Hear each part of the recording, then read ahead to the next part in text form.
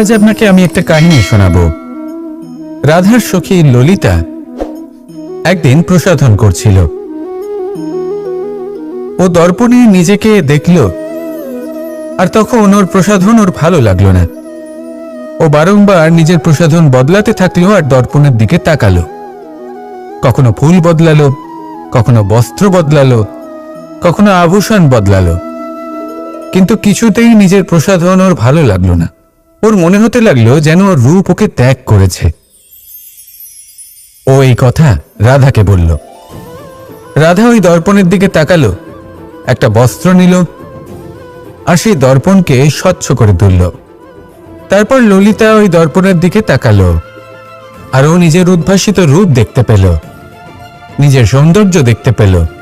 তাৎপর্য মালিন্য দর্পণে ছিল, তার রূপে নয়। ঠিক সেইভাবেই এই দর্পণের মতোই হলো আমাদের মন। যদি এতে মালিন্য থাকে তাহলে এই সংসারের সবকিছুই মলিন বলে মনে হবে। আপনি যদি এই সংসারের সৌন্দর্য দেখতে চান, এই সংসারের শুভ কি সেটা জানতে চান, তাহলে নিজের মনকে স্বচ্ছ করে তুলুন। আসুন আমার সাথে ভালোবেসে বলুন, রাধা রাধা। এটা কোনো এক সময়ের ঘটনা। মাটির নিচে ছিল জল, আর মাটির ওপর ছিল একটা বৃক্ষ, আর সেই বৃক্ষে ছিল একটা পাতা যা আকাশকে স্পর্শ করত। যখনই কোনো ব্যক্তি আসতেন, সেই পাতাকে দেখে তার প্রশংসা করতেন। তাই বলে, আকাশে সোনার মেঘ কত ছবি আঁকে, আপনার নাম কবু লিখে নাহি রাখে। অর্থাৎ প্রতিনিধি ওই বৃক্ষের পাতাকেই মনে করা হতো, সব প্রশংসা ওই পাতাকেই করা হতো। যেখানে চোখের আড়ালে থাকা সেই জল মাটির নিচে থেকে নিঃস্বার্থভাবে নিজের কাজ করে যেত, সেই বৃক্ষকে শক্তি প্রদান করত। কয়েকদিন পরে সেই পাতার অহংকার হতে শুরু করল। সে ভাবতে শুরু করলো যে আমিই হলাম এই জলের অস্তিত্ব, আমি আছি সেই কারণেই এই জলের কথা স্মরণ করা হয়। আর কিছুদিন পরে সেই বৃক্ষ সেই জল শোষণ করা বন্ধ করে দিল, এবং সর্বপ্রথম মৃত্যু হলো সেই পাতার। সেই পাতা যা আকাশকে স্পর্শ করছিল তা ঝরে মাটিতে পড়ে গেল, আর প্রত্যেক ব্যক্তি তার ওপর দিয়ে হেঁটে চলে যেত, তাকে দেখে আর কেউ প্রশংসা করত না। সেই জন্য জীবনে কখনো অহংকার করবেন না, বিশেষ করে তাদের কখনো অহংকার প্রদর্শন করবেন না যাদের কারণে আপনি সাফল্য লাভ করেছেন, যারা আপনার জীবনের আধার। চিরকাল তাদের প্রতি কৃতজ্ঞ থাকুন, তাদের সাথে সম্পর্ক বজায় রাখুন, তাদের সাহায্য করুন, আর আমার সাথে ভালোবেসে বলুন, রাধা রাধা। আপনি কখনো কখনো নিশ্চয়ই কোনো ব্যক্তিকে এটা বলতে শুনেছেন, বা আপনি নিজে বলেছেন বা ভেবে দেখেছেন যে আমি আমার নিজের জীবনে যেটা করতে চেয়েছিলাম সেটা করতে পারলাম না, যে লক্ষ্য অর্জন করতে চেয়েছিলাম সেটা অত্যন্ত কঠিন ছিল, আমি এগোতে পারলাম না, আদি ইত্যাদি। আমরা সবাই কখনো না কখনো ভাবি যে লক্ষ্য আমরা নির্ধারণ করেছি সেটা আমাদের পক্ষে অত্যন্ত কঠিন, প্রায় অসম্ভব। আমাকে বলুন, যে প্রত্যেকটা বস্তু বা সাফল্য যা কিছু আপনি কামনা করেছেন, কোনোটাই কি সরল ছিল? নির্বাচনের সময় সেটা সরল ছিল না, সেই জন্যই আপনি সেই লক্ষ্যটা নির্বাচন করেছেন। কারণ সংসারের যে কোনো বস্তু বা কোনো সাফল্য যদি খুব সহজে পাওয়া যায় বা কম চেষ্টা করেই লাভ করা যায়, সেটা আমাদের ততটা সন্তুষ্ট করে না। সেই জন্য আমরা জেনে বুঝেই কঠিন লক্ষ্য নির্বাচন করি, কারণ সেই লক্ষ্য আমাদের প্রতিস্পর্ধা এবং সংঘর্ষের সম্মুখীন করে, যার সম্মুখীন হয় অগ্রসর হওয়ার পরে আমরা আরো বেশি শ্রেষ্ঠ হয়ে উঠি। সেই জন্য কিছু অসম্ভব কিনা সেই বিষয় চিন্তা করবেন না, শুধু অগ্রসর হতে থাকুন, নিজের কর্ম করুন, সেই লক্ষ্যকে প্রাপ্ত করুন, আর আমার সাথে ভালোবেসে বলুন, রাধা রাধা। প্রত্যেকটি মানুষ জীবনে কখনো না কখনো এই কথাটা নিশ্চয়ই শুনেছেন যে ভাগ্যের থেকে বেশি আর সময়ের পূর্বে কিছুই পাওয়া যায় না। আর এটা সত্যিও বটে, কিন্তু এর থেকেও বড় একটা সত্যি আছে, আর সেটা হলো যে আপনি নিজেই নিজের ভাগ্য রচনা করতে পারেন নিজের কর্মের দ্বারা। যেমন ধরুন, যদি আপনার ভাগ্যে কোনো জিনিস না থাকে তাহলে সেটা এসেও চলে যাবে, আর যদি ভাগ্যে কিছু থাকে তাহলে তা নিজেই আসবে, যদি আপনি সেই কর্ম করেন। যেমন ধরুন পাণ্ডবরা, ওনাদের জীবন কি ছিল, ওনাদের সাথে কি হয়েছিল? ওনাদের পিতা বনবাসী হয়েছিলেন, অকাল মৃত্যু লাভ করেছিলেন। এবার এটাই যদি ওনারা নিজেদের ভাগ্য বলে মেনে নিতেন আর কিছুই না করতেন, তাহলে মহাভারতের সেই যুদ্ধে জয়লাভ করে সমস্ত ভূমণ্ডলের স্বামী কি করে হয়ে উঠতেন? অর্থাৎ হতে পারে সিংহ বনের রাজা, কিন্তু শিকার নিজে পায়ে হেঁটে তার কাছে আসে না। সেই ভোজন লাভ করার জন্য সিংহকে কর্ম করতেই হয়। তাহলে আপনার ভাগ্যে যেটা আছে সেটা আসবে, কিন্তু কর্মের জোরে আসবে। তাই কর্ম করতে থাকুন আর আমার সাথে ভালোবেসে বলুন, রাধা রাধা। মানুষ যখনই কোনো কাজ করেন তখন ওনার মনে একটা প্রশ্ন অবশ্যই আসে যে এই কাজের পরে লোকে নিন্দা করবে নাকি প্রশংসা করবে। এই বিষয়ে ভাবতে ভাবতে ওনারা এটা বুঝতে ভুলে যান যে নিন্দা এবং প্রশংসার বিষয় ভেবে ওনারা নিজেদের একাগ্রতা এবং সমর্পণ দুটোই হারিয়ে ফেলেন। নিন্দা হবে ভেবে ভয় পাওয়ার কি প্রয়োজন? নিন্দাতে অনুচিত কি আছে? উচিত দৃষ্টিভঙ্গি দিয়ে ভেবে দেখুন। নিন্দা এবং প্রশংসা এই দুটোই হলো অনিবার্য। নিন্দা যখনই হয় তখন যে যাই বলুক না কেন, আপনি একটা সুযোগ লাভ করেন, একটা সুযোগ নিজের ভুল বুঝতে পারার, সেটা শুধরে নিতে পারেন, নিজের পথ বদলে নিতে পারেন আর সাফল্যের পথে অগ্রসর হতে পারেন। একটা শিক্ষা পাওয়া যায় এই নিন্দা দ্বারা। আর যখন প্রশংসা লাভ হয় তখন আমাদের মন আনন্দে ভরে ওঠে। এই দুটোই অত্যন্ত প্রয়োজনীয়। সেই জন্য নিন্দা এবং প্রশংসার এই খেলায় জীবনের অঙ্কটা বদলে ফেলবেন না, সেটা অনুচিত হবে। কারণ জীবন না শুধু নিন্দার বিষয় আর না শুধু প্রশংসার, জীবন হলো আত্মিক সুখের বিষয়। যখন আপনি কোনো শ্রেষ্ঠ কাজ করেন, আপনার মন আপনাকে বলে দেবে যে আজ আপনি কোনো শুভ কাজ করেছেন। সেটাই হলো আত্মিক সুখ, এটাই হলো জীবন। তাই নিন্দার মাধ্যমে যে দুঃখ জীবনে আসে বা ফেলে আসা অতীতের জন্য আপনার জীবনে যে দুঃখ আসে, সেগুলো ভাবা বন্ধ করে দিন আর কর্ম করুন এই বর্তমানের জন্য, আগামী ভবিষ্যতের জন্য। আসুন আমার সাথে ভালোবেসে বলুন, রাধা রাধা। দেখুন, এটা তো সবাই করে থাকেন, ধনের কামনা করা, ধন অর্জন করা, ঈশ্বরকে ধন্যবাদ জানানো, সবাই করেন, কিন্তু ফল সবাই পান না। কারণ বেশিরভাগ মানুষই পেছনে ফিরে তাকিয়ে এটা ভাবেন যে আমরা তো জীবনটা যাপনই করলাম না। এই জীবনে সবকিছু আছে, সম্পত্তি আছে, স্বাচ্ছন্দ্য আছে, সাফল্য আছে, শুধু সুখ আর শান্তি নেই। এবার এরকমটা কেন হয়? এর পেছনে কারণটা কি? কারণ হলো এটাই যে জীবনে বাঁচার যে বিধি আপনি নির্বাচন করেছেন তা কিছুটা অনুচিত। জীবনে কিভাবে বাঁচা উচিত, জীবনযাপন কিছুটা রীতি মেনে করা উচিত। অর্থাৎ সবাইকে ভালোবাসুন, কারোর সাথে ছলনা করবেন না, সম্পর্ক গড়ে তুলুন, তা পালন করুন। যদি ধন অর্জন করতে চান তাহলে নীতি মেনে করুন, ভেবেচিন্তে পরিকল্পনা করে। আবার বলবো, কারোর সাথে কোনো ছলনা নয়, কোনো অনুচিত কর্ম করবেন না ধন অর্জন করার জন্য। আর যদি ঈশ্বরকে ধন্যবাদ জানাতে চান তাহলে প্রীতি দ্বারা করুন। আর যে ব্যক্তি রীতি, নীতি আর প্রীতি এই তিনটি ভাব বুঝে উঠতে পারে এবং তা আত্মসাৎ করে নিতে পারে, তার অতীত, ভবিষ্যৎ এবং বর্তমানকাল সবকিছু সংযত হয়। আপনি কিভাবে জীবনযাপন করতে চান, কিভাবে ধন অর্জন করতে চান, ঈশ্বরকে ধন্যবাদ জানাতে চান, নির্বাচন আপনার। আসুন আমার সাথে ভালোবেসে বলুন, রাধা রাধা।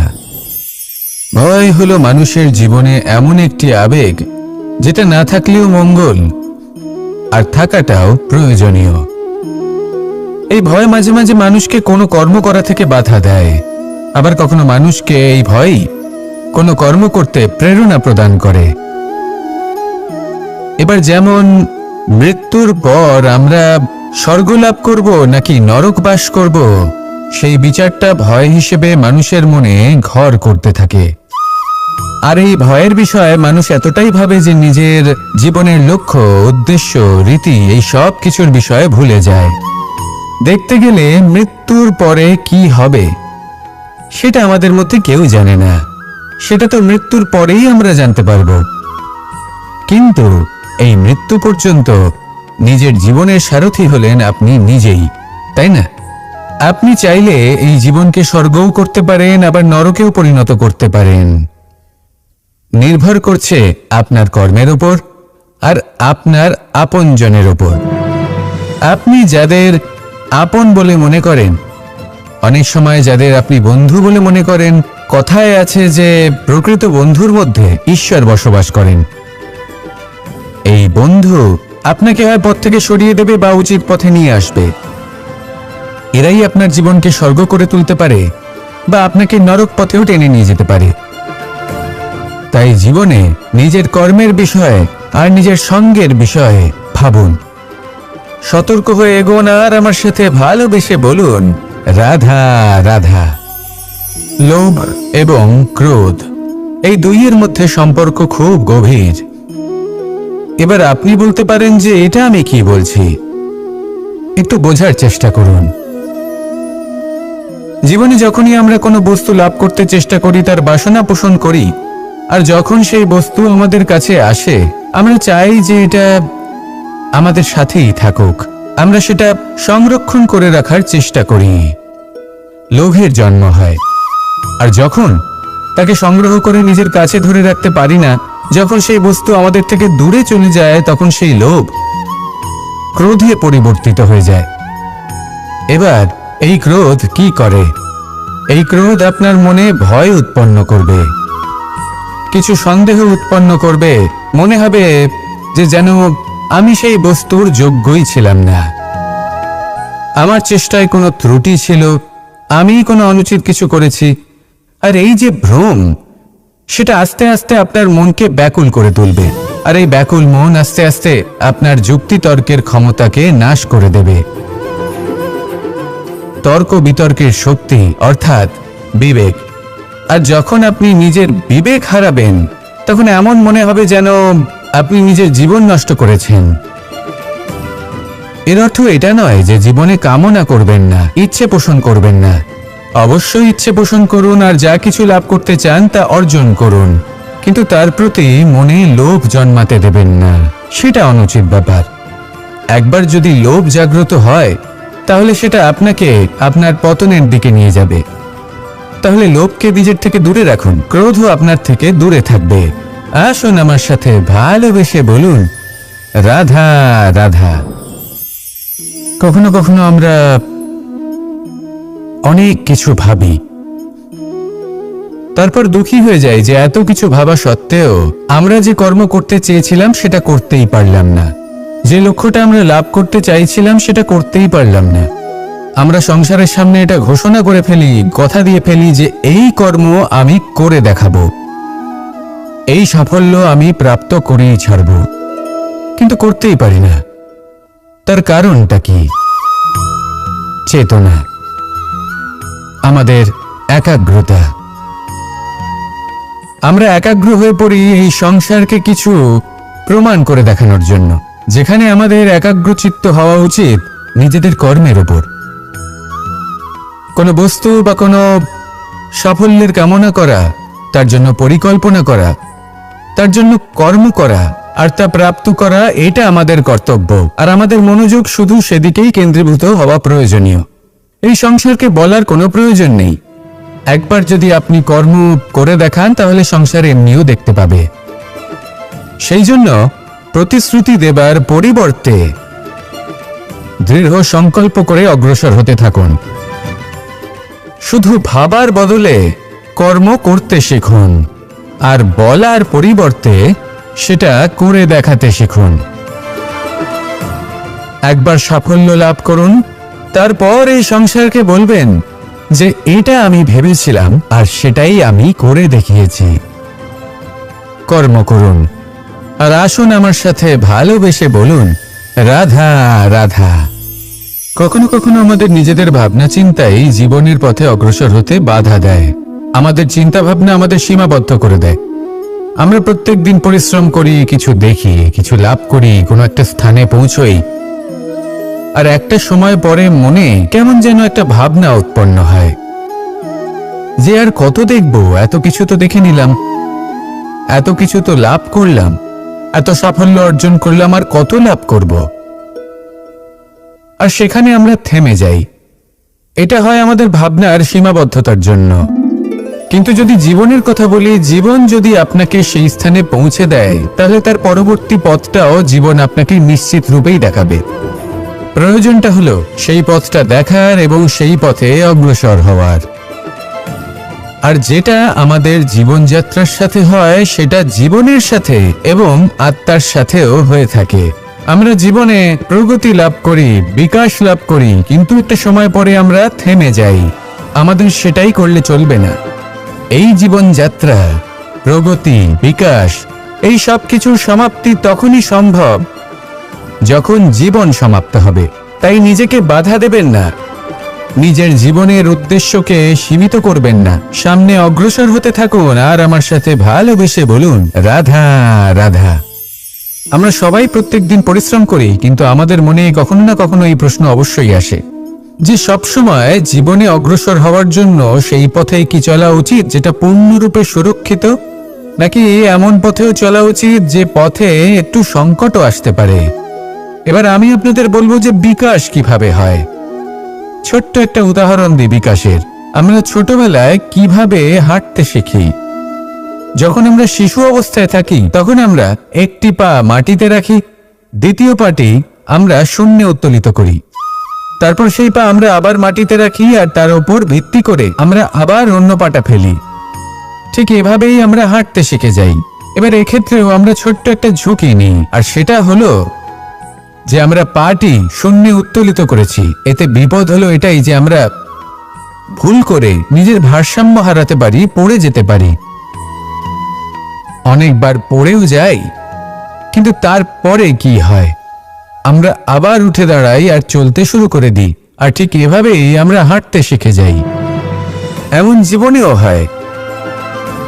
জীবনেও এইভাবেই কর্ম করতে থাকুন। এমন কিছু কর্ম করলেন যার ফলে বিপদ আসতেই পারে, পরাজয় হতেই পারে, কিন্তু সেটা পার করলেই বিকাশ সম্ভব। তাই কর্ম করতে থাকুন আর আমার সাথে ভালোবেসে বলুন, রাধা রাধা। মানুষের জীবনে যখনই কোনো বিপদ আসে, মানুষ নিজের আশেপাশে দেখে, অন্য কাউকে খোঁজে, ভাবে কেউ এসে তাকে সাহায্য করবে।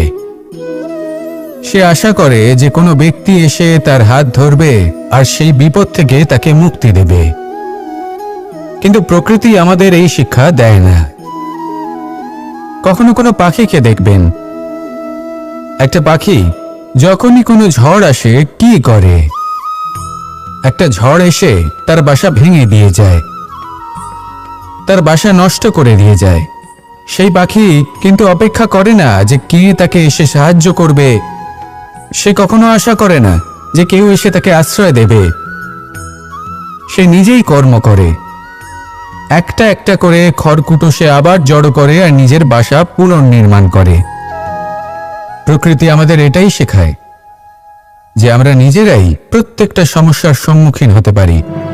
কারণ ঝড় অর্থাৎ সংকট আমাদের সবার জীবনেই আসবে, তার সম্মুখীন হতে হবে আমাদের, আর সেটাও নিজেদের শক্তি দ্বারাই।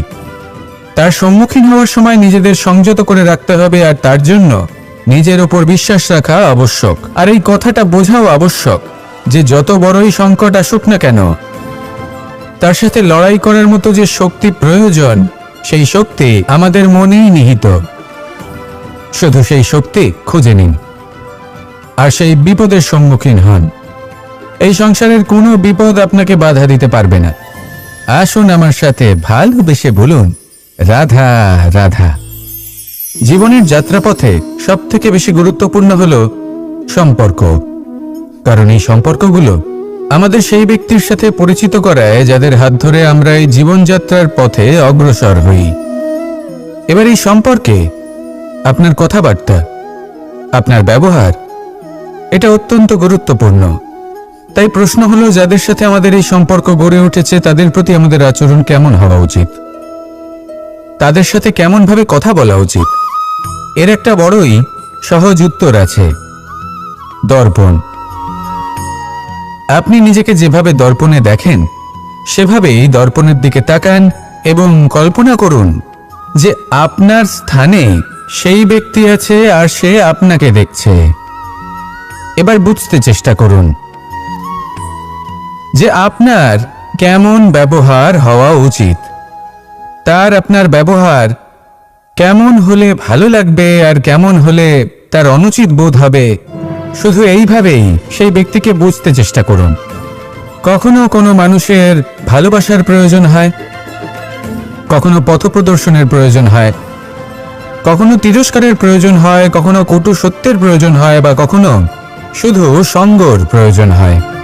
যদি দুজন ব্যক্তি এভাবেই একে অপরকে বুঝে অগ্রসর হন তাহলে এই সম্পর্ক আজীবন চলতেই থাকবে। আসুন আমার সাথে ভালোবেসে বলুন, রাধা রাধা। মানুষ সবসময় নিজেদের জীবনে ভবিষ্যতের বিষয়ে ভাবতে থাকে।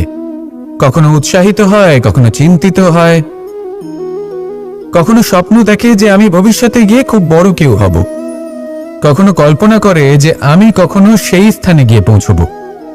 দেখুন, ভবিষ্যতের কথা ভাবা অনুচিত কিছু নয়, কিন্তু এই ভবিষ্যতের কথা ভাবতে ভাবতে বর্তমানকে ভুলে যাওয়াটা অনুচিত। আজ মানে এই বর্তমান কিন্তু খুব আবশ্যক।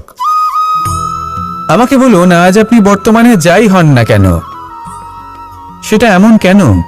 তার কারণটা কি? তার কারণ হলো অতীতকালে আপনার কর্ম আর আপনার নির্বাচন। সেই সকল কর্মের জন্যই আজকের এই বর্তমান কিছুটা এই রকম হয়েছে। ঠিক সেইভাবেই আপনার এই বর্তমান আপনার ভবিষ্যৎ রচনা করবে। ভবিষ্যতে এই বর্তমান অতীতকাল হতে চলেছে। আপনার ভবিষ্যতের আধার হলো এই বর্তমান। তাই শুধু স্বপ্ন দেখবেন না, শুধু কল্পনা করবেন না। যা কিছুই আপনি পেতে চান তার জন্য বর্তমানে থেকে কর্ম করুন। এই কর্মই আপনার ভবিষ্যৎ নির্মাণ করবে।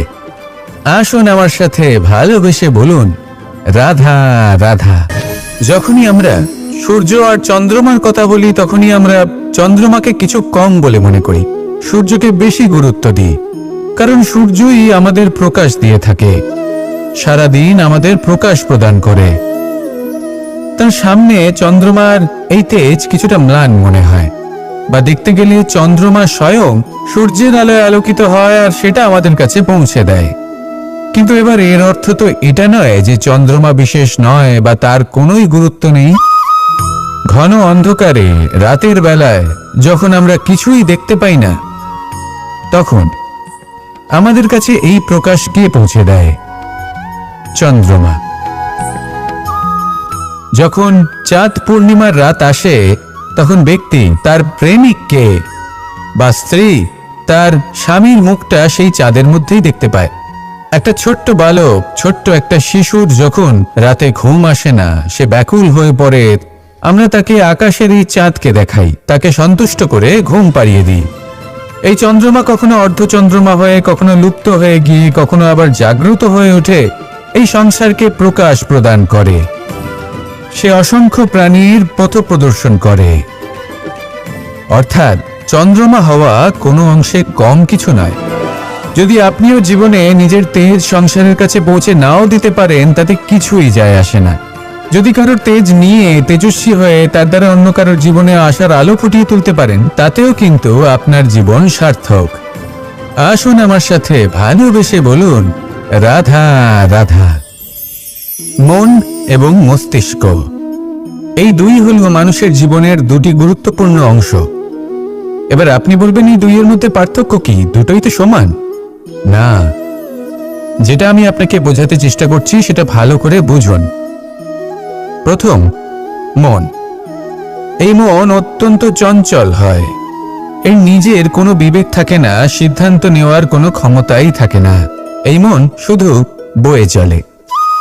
আর দ্বিতীয় হলো মস্তিষ্ক, সেই অংশ যেখানে বুদ্ধির সঞ্চার হয়ে থাকে। এটা হলো জ্ঞান দ্বারা পরিপূর্ণ এবং অত্যন্ত প্রবলও হয়। বেশিরভাগ সময় জীবনের সঠিক সিদ্ধান্ত নেওয়ার ক্ষেত্রে এই মস্তিষ্কই আমাদের সাহায্য করে। সেখানেই মন মাঝে মাঝে আমাদের উচিত সিদ্ধান্ত নেওয়ার ক্ষেত্রে বাধা দেয়, কখনো সঠিক পথ থেকে সরিয়ে দেয়, কারণ চঞ্চল প্রবৃত্তি হওয়ার কারণে এটা অস্থির হয়ে থাকে। কখনো কখনো নেয়া সিদ্ধান্ত বদলাতেও এই মন আমাদের বাধ্য করে। সেই জন্য আপনি যদি জীবনের পথে অগ্রসর হতে চান, তাহলে মস্তিষ্কের সিদ্ধান্তে আস্থা রাখুন, পূর্ণরূপে নিজের সঙ্গী করে তুলুন। হতে পারে তখন আপনার এই মন বিদ্রোহ করে বসল, কিন্তু দৃঢ় নিষ্ঠার সাথে মস্তিষ্কের সিদ্ধান্তে আস্থা রাখুন। আস্তে আস্তে এই মন, যাকে আপনার শত্রু বলে মনে হচ্ছিল, আস্তে আস্তে সেটাও আপনার বন্ধু হয়ে উঠবে আর আপনাকে সাহায্য করবে। আসুন আমার সাথে ভালোবেসে বলুন, রাধা রাধা। এই সংসারে প্রত্যেক ব্যক্তি নিজের সংগ্রাম করে চলেছে। প্রত্যেক ব্যক্তির নিজের লড়াই আছে, আর সেই রণভূমিতে প্রত্যেক ব্যক্তি নিজের যুদ্ধে লড়াই করছেন। আর যদি যুদ্ধের কথা বলি, সেখানে কেউ বিজয়ী হয় বা কেউ পরাজিত। আর এখানে এটা বোঝা অত্যন্ত প্রয়োজনীয় যে কোথায় পরাজয়টা হওয়া গুরুত্বপূর্ণ আর কোথায় বিজয় লাভ করাটা গুরুত্বপূর্ণ। যদি আপনার এই যুদ্ধটা আপনার আপনজনের সাথে হয়, তাহলে সেখানে পরাজিত হওয়াটাই শ্রেয়, কারণ সেখানে পরাজিত হয়ে আপনি প্রসন্নতা লাভ করবেন। কিন্তু যদি এই যুদ্ধটাই আপনার নিজের সাথে হয়, নিজের মনের সাথে, নিজের মানসিকতার সাথে হয়, তাহলে এতে আপনাকে জয়ী হতে হবে। এই সংসারের যে কোনো যুদ্ধ হোক না কেন, সেটা রণভূমির পূর্বে এই মনের মাঝে লড়তে হয়। এবার যদি এই মন আপনার উপরে বিজয় লাভ করে, তাহলে রণভূমিতে আপনি পরাজিত হবেন। কিন্তু যদি আপনি এই মনের উপর বিজয় লাভ করতে পারেন, তাহলে এই সমগ্র সংসারে এমন কোনো স্থান নেই, এমন কোনো রণভূমি নেই যেখানে আপনি জয়লাভ করতে পারবেন না। আসুন আমার সাথে ভালোবেসে বলুন, রাধা রাধা। এই যে সূচ দেখছেন, এর স্বভাব হলো গেঁথে যাওয়া। আর যদি এটা গেঁথে যায়, তাহলে এটা যন্ত্রণা দেবে। আর এটা হলো সুতো। যদি এই সুতোটা কোনো ঘড়ির সাথে বেঁধে দেওয়া হয় এবং এই ঘড়িটা ওড়ানো হয়, তাহলে অন্য কোনো ঘড়ির সুতো কাটতে এটা সাহায্য করতে পারে। কিন্তু যদি সূচ আর সুতো এই দুইকে একসাথে জুড়ে দেওয়া হয়, তাহলে এটা বস্ত্র নির্মাণ করতে পারে, কোনো জিনিস জুড়তে কাজে লাগতে পারে। এটাই হলো সংগঠনের শক্তি। যদি আপনি একত্রিত হতে পারেন আর একটি দিশায় অগ্রসর হন, তাহলে নেতিবাচক শক্তিও ইতিবাচক শক্তির রূপ ধারণ করতে পারে। এই সংসারে প্রত্যেক দিন নতুন কিছু সৃজন হচ্ছে। কিছু মানুষ একত্রিত হন, কিছু নতুন নির্মাণ করেন।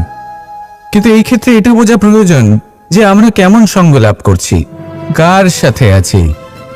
যদি আপনি সুতো হন আর ঘড়ির সাথে যুক্ত হন, তাহলে হয় অন্য ঘড়ি কাটবেন বা অন্য কোনো ঘড়ি আপনাকে কাটবে। কিন্তু যদি আপনি সুতো হন আর সূচের সাথে যুক্ত হয়ে যান, তাহলে আপনি নির্মাণ করতে পারবেন, জোড়ার কাজ করতে পারবেন, শ্রেষ্ঠ কর্ম করবেন। এই কথা মনে রাখুন আর আমার সাথে ভালোবেসে বলুন, রাধা রাধা। কর্ম কে করলেন আর কে নিজের প্রাণ হারালেন? রেশমের কীট। আর লাভবান কে হলেন? মনুষ্য জাতি। এর দ্বারা আমরা কি শিক্ষা পেলাম? যে এই সংসারে আমরা যে কর্মই করি, সৎকর্ম করি বা অপকর্ম করি, তার থেকে লাভবান যে কেউ হতে পারেন। আমাদের বন্ধু হোক, পরিবার পরিজন হোক বা সংসারের যে কোনো ব্যক্তি হোক, যে কেউ লাভবান হতে পারেন, কিন্তু সেই কর্মের ফল কিন্তু আমাদেরই ভোগ করতে হয়। যদি আপনি সৎকর্ম করেন, তাহলে তার শুভ ফল আপনিই পাবেন। তার থেকে লাভবান হয়তো এই সংসারে যে কেউ হতে পারেন। সেরকমই যদি আপনি অপকর্ম করে থাকেন, তার থেকে সংসারের যে কোনো ব্যক্তি যতই লাভবান হোক না কেন, তার থেকে ক্ষতি আপনাকেই ভোগ করতে হবে। তাহলে আপনি কি সুফল চান নাকি ক্ষতিগ্রস্ত হতে চান, সেটা নির্ভর করছে আপনার কর্মের উপর। তাহলে ভেবেচিন্তে কর্ম করুন আর আমার সাথে ভালোবেসে বলুন, রাধা রাধা। প্রতিষ্ঠা এবং চরিত্র মানুষের জীবনের দুটি গুরুত্বপূর্ণ অংশ। যখন মানুষ ধন অর্জন করে, ঐশ্বর্য লাভ করে, জীবনযাপনের সামগ্রী ক্রয় করতে পারে, তখন সে প্রতিষ্ঠিত হয়। আর এই চরিত্র, সেটা হলো মানুষের শ্রেষ্ঠ স্বভাব আর তার সৎকর্ম, এইসবের ফল। মানুষ এই প্রতিষ্ঠাকেই নিজের জীবনের অস্তিত্ব বলে মনে করে ফেলেন, আর সেটা অর্জন করার জন্য সবকিছু করতে প্রস্তুত হয়ে যান, এমনকি নিজের চরিত্রকেও বাজি রাখতে প্রস্তুত হয়ে যান।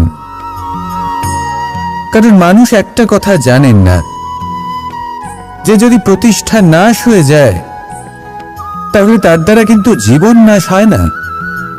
আবার পরিশ্রম করে, নিরন্তর প্রয়াস করে প্রতিষ্ঠা আবার অর্জন করা সম্ভব।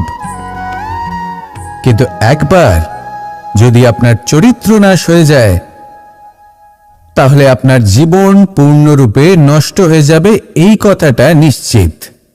আর আবার এই চরিত্র নির্মাণ করা সম্ভব নয়। মানুষের জীবনের আসল অস্তিত্ব হলো তার চরিত্র। যদি কোনো ব্যক্তির চরিত্র অত্যন্ত শ্রেষ্ঠ মানের হয়, তাহলে সে এই সংসারের সবকিছু লাভ করতে পারবে যেগুলো তার প্রয়োজন। হতে পারে সে যাবতীয় ভৌতিক সামগ্রী সেই মাত্রায় হয়তো সে নাও পেতে পারে যতটা আমরা কামনা করছি, কিন্তু তার জীবন এবং তার অন্তর্মন সুখ এবং আনন্দ দ্বারা পরিপূর্ণ হয়ে থাকবে, এই কথাটা নিশ্চিত। সেই জায়গায় এমন অনেক ব্যক্তি যারা প্রতিষ্ঠিত, তারাও কিন্তু অন্তর্মন এবং জীবনের এই সুখ লাভ করতে পারেন না। এবার আপনি কি অর্জন করতে চান সেটা আপনাকে বুঝতে হবে। আসুন আমার সাথে ভালোবেসে বলুন, রাধা রাধা। আজ আপনাকে আমি একটা কাহিনী শোনাবো। রাধার সখী ললিতা একদিন প্রসাধন করছিল। ও দর্পণে নিজেকে দেখল, আর তখন ওর প্রসাধন ওর ভালো লাগলো না। ও বারংবার নিজের প্রসাধন বদলাতে থাকলো আর দর্পণের দিকে তাকালো। কখনো ফুল বদলালো, কখনো বস্ত্র বদলালো, কখনো আভূষণ বদলালো, কিন্তু কিছুতেই নিজের প্রসাধন ওর ভালো লাগলো না। ওর মনে হতে লাগলো যেন ওর রূপ ওকে ত্যাগ করেছে। ও এই কথা রাধাকে বলল। রাধা ওই দর্পণের দিকে তাকালো, একটা বস্ত্র নিল আর সেই দর্পণকে স্বচ্ছ করে তুলল। তারপর ললিতা ওই দর্পণের দিকে তাকালো, আর ও নিজের উদ্ভাসিত রূপ দেখতে পেল, নিজের সৌন্দর্য দেখতে পেল। তাৎপর্য মালিন্য দর্পণে ছিল, তার রূপে নয়। ঠিক সেইভাবেই এই দর্পণের মতোই হলো আমাদের মন। যদি এতে মালিন্য থাকে, তাহলে এই সংসারের সবকিছুই মলিন বলে মনে হবে। আপনি যদি এই সংসারের সৌন্দর্য দেখতে চান, এই সংসারের শুভ কি সেটা জানতে চান, তাহলে নিজের মনকে স্বচ্ছ করে তুলুন। আসুন আমার সাথে ভালোবেসে বলুন, রাধা রাধা। এটা কোনো এক সময়ের ঘটনা। মাটির নিচে ছিল জল, আর মাটির ওপর ছিল একটা বৃক্ষ, আর সেই বৃক্ষে ছিল একটা পাতা যা আকাশকে স্পর্শ করত। যখনই কোনো ব্যক্তি আসতেন, সেই পাতাকে দেখে তার প্রশংসা করতেন। তাই বলে, আকাশে সোনার মেঘ কত ছবি আঁকে, আপনার নাম কবু লিখে নাহি রাখে। অর্থাৎ প্রতিনিধি ওই বৃক্ষের পাতাকেই মনে করা হতো, সব প্রশংসা ওই পাতাকেই করা হতো। যেখানে চোখের আড়ালে থাকা সেই জল মাটির নিচে থেকে নিঃস্বার্থভাবে নিজের কাজ করে যেত, সেই বৃক্ষকে শক্তি প্রদান করত। কয়েকদিন পরে সেই পাতার অহংকার হতে শুরু করল। সে ভাবতে শুরু করলো যে আমিই হলাম এই জলের অস্তিত্ব, আমি আছি সেই কারণেই এই জলের কথা স্মরণ করা হয়। আর কিছুদিন পরে সেই বৃক্ষ সেই জল শোষণ করা বন্ধ করে দিল। এবং সর্বপ্রথম মৃত্যু হলো সেই পাতার। সেই পাতা যা আকাশকে স্পর্শ করছিল তা ঝরে মাটিতে পড়ে গেল। আর প্রত্যেক ব্যক্তি তার ওপর দিয়ে হেঁটে চলে যেত, তাকে দেখে আর কেউ প্রশংসা করত না। সেই জন্য জীবনে কখনো অহংকার করবেন না। বিশেষ করে তাদের কখনো অহংকার প্রদর্শন করবেন না যাদের কারণে আপনি সাফল্য লাভ করেছেন, যারা আপনার জীবনের আধার। চিরকাল তাদের প্রতি কৃতজ্ঞ থাকুন, তাদের সাথে সম্পর্ক বজায় রাখুন, তাদের সাহায্য করুন, আর আমার সাথে ভালোবেসে বলুন, রাধা রাধা। আপনি কখনো কখনো নিশ্চয়ই কোনো ব্যক্তিকে এটা বলতে শুনেছেন, বা আপনি নিজে বলেছেন বা ভেবে দেখেছেন যে আমি আমার নিজের জীবনে যেটা করতে চেয়েছিলাম সেটা করতে পারলাম না, যে লক্ষ্য অর্জন করতে চেয়েছিলাম সেটা অত্যন্ত কঠিন ছিল, আমি এগোতে পারলাম না, আদি ইত্যাদি। আমরা সবাই কখনো না কখনো ভাবি যে লক্ষ্য আমরা নির্ধারণ করেছি সেটা আমাদের পক্ষে অত্যন্ত কঠিন, প্রায় অসম্ভব। আমাকে বলুন, যে প্রত্যেকটা বস্তু বা সাফল্য যা কিছু আপনি কামনা করেছেন কোনোটাই কি সরল ছিল? নির্বাচনের সময় সেটা সরল ছিল না, সেই জন্যই আপনি সেই লক্ষ্যটা নির্বাচন করেছেন। কারণ সংসারের যে কোনো বস্তু বা কোনো সাফল্য যদি খুব সহজে পাওয়া যায় বা কম চেষ্টা করেই লাভ করা যায়, সেটা আমাদের ততটা সন্তুষ্ট করে না। সেই জন্য আমরা জেনে বুঝেই কঠিন লক্ষ্য নির্বাচন করি, কারণ সেই লক্ষ্য আমাদের প্রতিস্পর্ধা এবং সংঘর্ষের সম্মুখীন করে, যার সম্মুখীন হয় অগ্রসর হওয়ার পরে আমরা আরো বেশি শ্রেষ্ঠ হয়ে উঠি। সেই জন্য কিছু অসম্ভব কিনা সেই বিষয়ে চিন্তা করবেন না, শুধু অগ্রসর হতে থাকুন, নিজের কর্ম করুন, সেই লক্ষ্যকে প্রাপ্ত করুন, আর আমার সাথে ভালোবেসে বলুন, রাধা রাধা। প্রত্যেকটি মানুষ জীবনে কখনো না কখনো এই কথাটা নিশ্চয়ই শুনেছেন যে ভাগ্যের থেকে বেশি আর সময়ের পূর্বে কিছুই পাওয়া যায় না।